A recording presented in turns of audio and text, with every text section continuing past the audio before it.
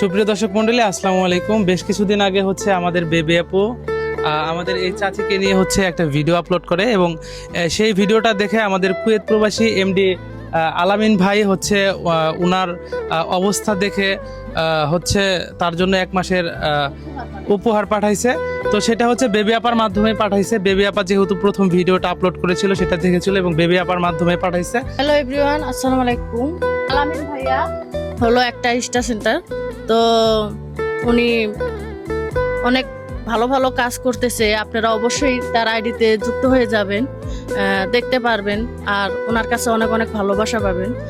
এরকম অসহায় মানুষের পাশে আলামিন ভাই জানি সব সময় থাকতে পারে, এটাই চাওয়া।